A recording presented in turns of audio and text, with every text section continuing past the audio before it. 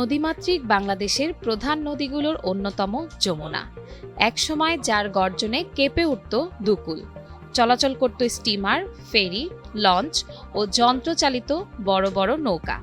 সেই যমুনাই আজ ধীরে ধীরে হারাতে বসেছে তার প্রাণশক্তি ও যৌবনের উচ্ছ্বাস। নেই আগের মতো দুরন্ত স্রোত, নেই উত্তাল ঢেউয়ের গর্জন। স্থানীয়রা বলছে, একসময় নদীটিতে সারা বছর পানি থাকলেও দীর্ঘকাল খনন না হওয়ায় শুষ্ক মৌসুমে ধু বালুচরে রূপ নিয়েছে এ নদীটি। একসময় স্থানীয়রা নৌকা যোগে যাতায়াতের সুবিধা ভোগ করলেও সেখানে আজ পোহাতে হচ্ছে সীমাহীন দুর্ভোগ। এছাড়াও নদীটির নাব্যতা কমায় দ্রুত পানি শুকিয়ে দেখা দেয় মাছের আকাল। ফলে নদীতে মাছ ধরে যারা জীবিকা নির্বাহ করত তারাও সংকটের মুখে বাধ্য হয়েছে পেশা বদলাতে। নদীটা অনেক গভীর ছিল, কমপক্ষে 30 ফুট পানি ছিল। এখন 30 ফুট আর 10 ফিট পানি, 5 ফিট পানি কোনো জায়গায় নাই। দেশটা মরুভূমি হয়ে গেছে। এই যে লোকাগোনা ঘাটে বান্ধা, চালানা কোনো জায়গা নেই গিয়া। এই যে বালুর চর, এখানে পানি সেচ দেওয়ার জায়গা নেই গিয়া। আবাদ বসত একবারে মরুভূমি, কোনো আবাদ বসত হইতেছে না। নদী গভীর থাকলে তো মাছের উৎপাদন থাকে। ওই নদী মরে গেছে, সরকারি এদিক ভাঙ্গা ওদিক করে আবাদ বসত নাই, এই তো সমস্যা। অনেক গভীর ছিল, চোট ছিল, যমুনায় মাছ ছিল বেশি।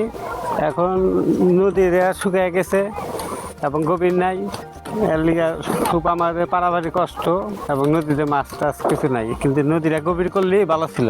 অপরিকল্পিত ড্রেজিং ও বিভিন্ন প্রকল্পের চাপ এবং ইপিজেড প্রকল্প বাস্তবায়নের লক্ষ্যে নদীর বিস্তীর্ণ এলাকা দখল করায় ক্রমেই সংকুচিত হয়ে পড়ছে নদীটির স্বাভাবিক গতিপথ।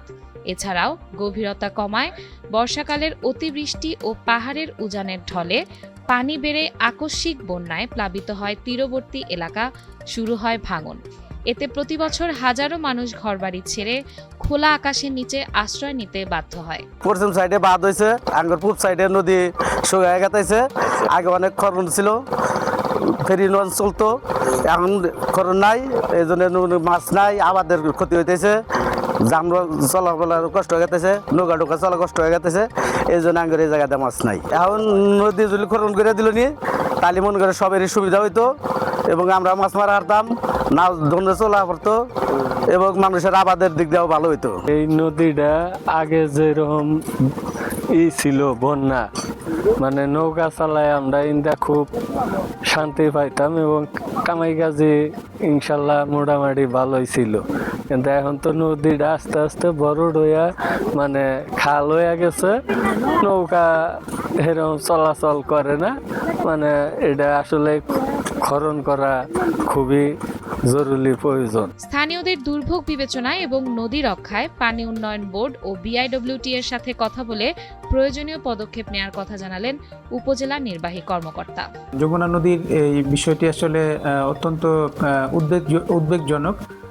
তো যমুনা নদীর এই বিষয়টি নিয়ে আমরা সংশ্লিষ্ট যে দপ্তরগুলো রয়েছে, বিআইডব্লিউটি, পানি উন্নয়ন বোর্ড, আমরা আমাদের ঊর্ধ্বতন কর্তৃপক্ষের মাধ্যমে তাদের সাথে আমরা এই বিষয়টি আলোচনা করব।